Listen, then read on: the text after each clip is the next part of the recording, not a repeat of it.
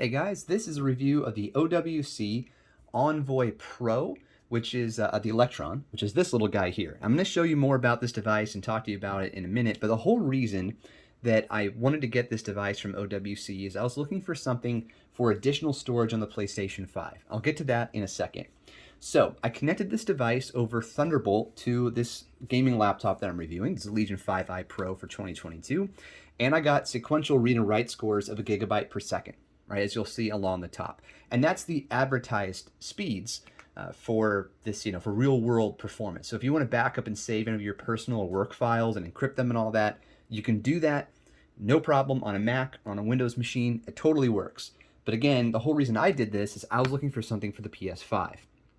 So let's talk about this device. This thing is awesome. It's made of a single piece of aluminum. It's got really nice subtle branding here with OWC and their product. And then there's a status light here that turns blue when the disc is being used. And on the back, you can connect your USB-C cable. It ships with the USB-C cable, as you'll see here. And on the other end, it has a USB-A adapter. So if you don't have a USB-C or Thunderbolt port, you can always connect it with the included adapters. You don't have to go hunting for something like that, which, otherwise might run you another 20 bucks. Okay, speaking of price, this whole package of the drive and that cable is $220 for 1 terabyte worth of storage. So I reached out to OWC because I was looking for additional storage for my PS5. And they sent me the right device, right? I said, hey, I need more storage. Do you have anything? I'll do a review for you. And this is what they sent over. Here's the thing. So I did a bunch of research after the fact, and this is what I've learned. External storage on the PS5 totally works, but what's only really good for are two things. One, you can store your PS5 games on there. So let's say you picked up Elden Ring, you installed it on your primary storage on your PS5 like I did, you beat it like I did after 100 hours, which is crazy, and then you don't want to delete the game because you don't want to have to reinstall it and re-download all the updates. You just want to keep it somewhere. You plug it in and then you transfer the files to this drive. You cannot then play Elden Ring off of this drive. You can only store PS5 games. And the reason for that, I believe, is because of speed. While this can do a gigabyte worth of data, read-write speeds, it's really going to be hampered by the PS5 not having Thunderbolt support. So it'll probably be closer to 450 or 460 megabytes per second, which are the results I got when I plugged it in over USB-A. Also the results I got when I plugged it in over USB-C without Thunderbolt.